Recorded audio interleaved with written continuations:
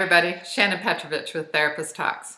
Histrionic personality disorder is the most theatrical, dramatic, and has the most wildly swinging moods of all the personality disorders. First, a note. In this age of diagnosing ourselves and others with just a bit of knowledge gleaned from the internet, I want to start off by talking about the severity of a personality disorder. This is one of the cluster B personality disorders, and as any of these, it's characterized by an enduring pattern that starts by early adulthood and continues on. The person's inner experience and outward behavior deviates markedly from that of the culture, and it manifests in two or more of the following areas. Number one, cognition. This is the ways of perceiving and interpreting yourself, other people, and events. This means that your perceptions are typically way off base, and you and other people are affected by these internal stories that are really a serious deviation from reality. You can notice this by checking in with others and finding that a lot of times you are off base. In everyday terms, people often tell you you're being crazy. Number two, affectivity. This refers to the range, intensity, instability, and inappropriateness of your emotional responses. This is about how your emotions swing wildly from one extreme to another with real intensity, and they're often inappropriate to the situation. Number three, interpersonal functioning. This refers to how you handle relationships. So this, by definition, is severely impaired, and you often wonder how to relate to others in a way that's more appropriate and connective. And number four, impulse control. This typically means that what you feel, you act on without any filter or self-control. So in addition to two of these four things, you have a pattern of inflexible and pervasive acting out on a broad range of interpersonal and social situations. The pattern leads to a clinically significant distress or impairment in your social, occupational, and other important areas of functioning. This refers to how you're struggling in most areas of your life, and when you step back and look at it, this pervasive pattern of personality characteristics is the root cause. So specifically, histrionic refers to the pervasive pattern of excessive emotionality and attention seeking. This begins in early adulthood and presents in a variety of contexts as indicated by five or more of the following. Number one, you're uncomfortable in situations in which you're not the center of attention. So a lot of people at this point will look at the similarities to borderline or narcissistic personalities, and yes, this is similar. But it might be helpful to think about this as the internal driving force of each one being different. The driving force of the narcissist is control, power, and dominance. The driving force of the borderline is avoiding abandonment. The driving force of the histrionic is attention. The histrionic has a pure childlike demand, need, craving to be the center of attention.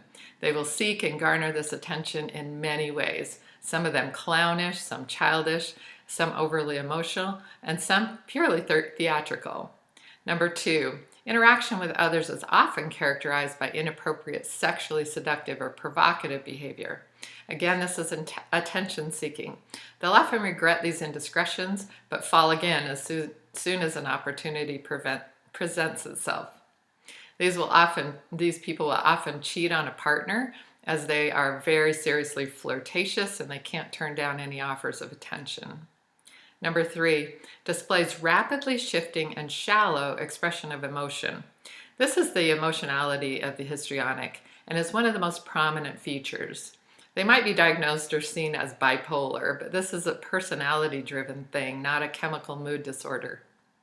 Their moods emanate from that deep need based on whether they are getting the attention they crave in that moment or not. If not, look out. Their emotions may flip from rage to tears to sexual flirtation and back around that cycle again.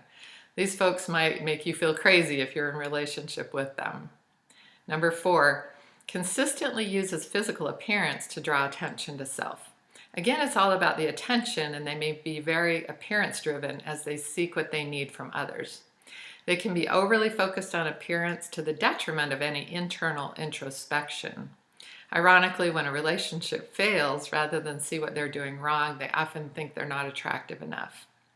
Number five, has a style of speech that is excessively impressionistic and lacking in detail. So these folks tend to be very superficial in their conversation, expressing, being very theatrical and overly dramatic while saying nothing of substance. Flirtation is their primary language.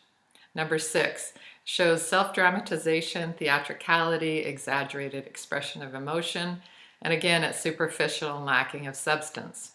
This flattery and flirtatiousness may be contagious and attractive and may lead down a path to initially appealing quick hookups, but any real relationship will be empty, devoid of connection, and ultimately a heartbreak waiting to happen as they hook up with the next shiny object. Number 7, they're suggestible and easily influenced by others or circumstances. Sadly, the deeper need is never going to be filled by these shallow flirtations, and they will be at risk for being preyed on by more sinister personality disorders in order to get the attention they crave. So while some are going to break your heart, others will get their hearts broken as they really don't read and understand how they're being taken advantage of. And lastly, they consider relationships to be more intimate than they actually are. So again, sadly, these hookups are often meaningless to others, but the histrionic, getting some attention they crave, may feel they're in love. Reading this the wrong way, they may fall for the wrong person over and over, getting hurt and disappointed very frequently. They may focus back on their appearance rather than taking stock, and they may continue this pattern for years and years. So what are some solutions for this person? As with any personality disorder, it's best to have your own therapist to help sort through and get consistent feedback to find healthier relationship strategies. In addition, here are some coping strategies. You'll want to take a step back and take stock of who you are on a deeper level, looking at your values, your character qualities, and how to deepen and find expression for those. Number 2, learn self-calming strategies to help you learn to be present with others rather than having to drain them of their attention in order to fill yourself up. Learn to get filled up from your own solo time, from your own source, if you will, whether that's spiritual, nature, prayer, yoga, meditation, or just spending time on your own with a good book. If you fill yourself up, you can begin to form connections with others from a whole person perspective instead of expecting others to fill your empty spaces. And finally, you'll need to learn to listen and watch for honest feedback from others in the moment. What are the realities, not your stories? What's appropriate response, not your impulse? How can you take care of yourself and your emotions in this moment rather than dumping them on others or expecting others to fix and change you to make you okay? How can you start to respond from within, from strength and from self-care, instead of reacting from empty and needy? Personality disorders often take years to resolve, so don't quit or become discouraged. It took years to develop, and it'll take time to change. Keep at it and celebrate every single small victory. If you've appreciated this video, please share it on your social media and subscribe to this channel.